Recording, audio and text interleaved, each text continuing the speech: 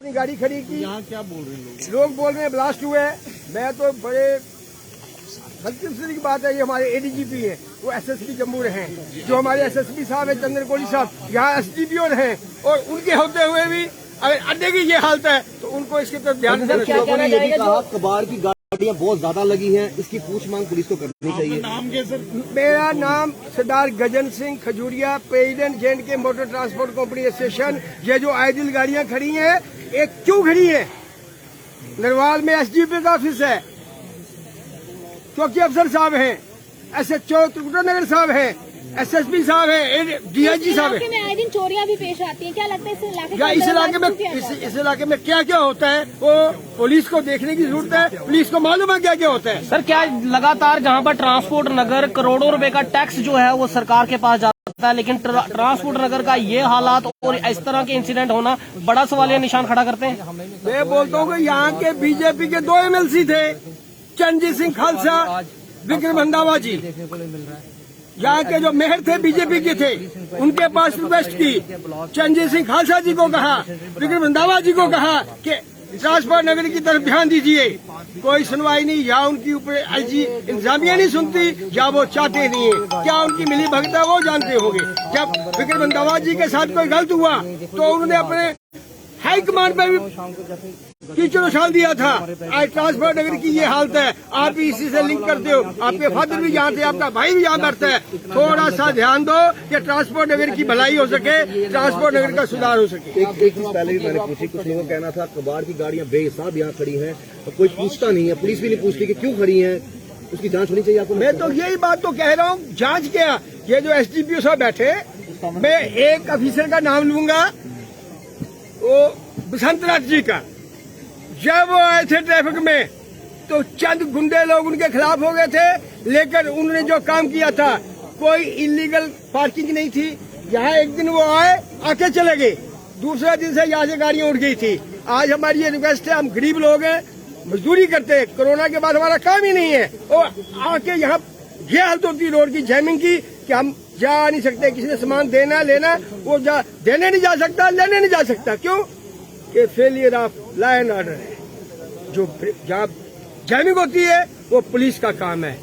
यहाँ SDPO साहब है, चौकी अफसर साहब है, उनसे अपील है कि आज जो हुआ सो हुआ, आगे के लिए अगर ध्यान दें। ये आइडियल पार्किंग यहाँ नहीं होनी चाहिए, ये रोड पे वर्कशॉप नहीं होनी चाहिए, ये जो डिवाइडर पे ढाबे हैं ये नहीं होने चाहिए।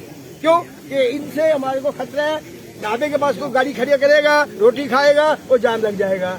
जो बीच में मिस्त्री रिपेयर करना शुरू करेगा गाड़ी खोल के, वो भी जमीन लगाएगा। इसलिए ये गाड़ी हादसे का शिकार बनी है, क्या उसका कोई मालिक पता चला कि गाड़ी का मालिक कौन था? ये तो मालिक, मेरे ख्याल जो मालिक है उसको नहीं मालूम होगा कि मेरी गाड़ी को क्या हुआ है। क्योंकि बॉलीवुड ये जो आइडियल गाड़ियां खड़ी हैं, आप किसी दिन शाम को टाइम निकालो, आओ, आप देखोगे, बोलोगे ये हालत है, ये किसकी गाड़ी है?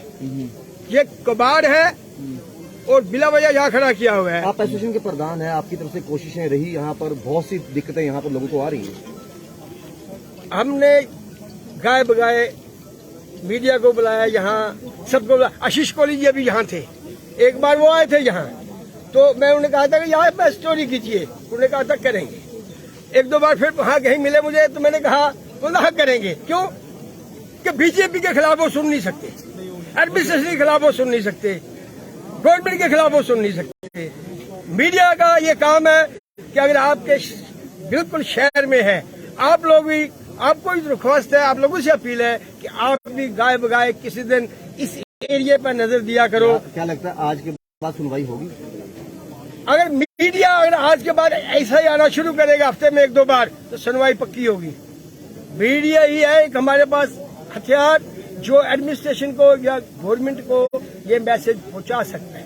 सर, ये इलाका ऐसा है, यहाँ पर आए दिन एक्सीडेंट्स भी देखने को मिलते हैं, क्योंकि सड़कों की हालत हमारे सामने है। यहाँ पर आए दिन जो है वो चोरियां भी देखने को मिलती है, और यहाँ के जो लोग हैं, जो शॉपकीपर्स हैं, वो कहते हैं कैमरा इंस्टॉल करवाए जाए, क्योंकि यहाँ चोरियां होती हैं। आए दिन पहले देखा गया कि ट्रांसपोर्ट नगर में किसी की दुकान पर काफी लाखों के सामान की चोरी हुई है। तो क्या लगता है इस पर क्यों नहीं गौर फरमाया जाता? क्योंकि यहाँ कैमरा इंस्टॉल करना तो जरूरी है। कैमरा इंस्टॉल करना जरूरी है या नहीं है? पहले आप जो गवर्नमेंट का काम है, यहाँ की रोड की क्या हालत है, यहाँ की ड्रेन की क्या हालत है, नालियों की क्या हालत है, डिवाइडर की क्या हालत है, उसको देखा जाए। तस्वीरें आपके सामने सर 26 जनवरी आने वाली है। सिक्योरिटी मुतहरक है, जगह जगह पर तलाशी कार्रवाइयाँ की जा रही हैं, लेकिन उस बीच आज इस भीड़ भाड़ वाले इलाके में धमाका होना, क्या कहेंगे आप इसको लेकर? ये आपकी बात बहुत अच्छी है कि 26 जनवरी के मौके पर हमने जगह जगह हाईवे पे तलाशी शुरू की है और ये हब है ट्रांसपोर्ट नगर, बिल्कुल हार्ट ऑफ सिटी है।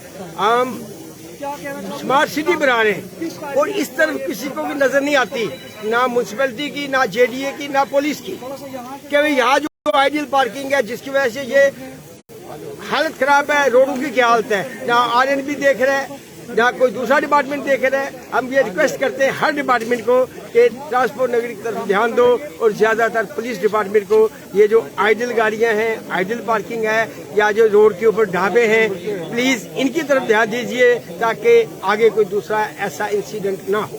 क्या कुछ कह रहे हैं कि इन धमाकों की वजह से कितने लोग यहाँ घायल हुए हैं, क्या कुछ किया जा रहा है एडमिनिस्ट्रेशन की जानिब से? कोई अभी तो वो ब्लास्ट हुआ तो हॉस्पिटल गए, भी एडमिनिस्ट्रेशन क्या कर रही है वो बता सकते हैं कि जो चीज अचानक हो जाए उसके बाद उस एंगल पे वो काम कर रहे हैं। उसके बाद शाम तक मालूम पड़ेगा कि कितने की कैजुअलिटी हुई, कितने इंजर्ड हुए, क्या हुआ तो देखा जाएगा। लेकिन ये गलत हुआ है, अफसोस हुआ, गलत बात है और इसमें जो नेग्लिजेंसी जिस डिपार्टमेंट की है वो थोड़ा ध्यान दे ताकि आगे दोबारा ऐसा इंसिडेंट ना हो।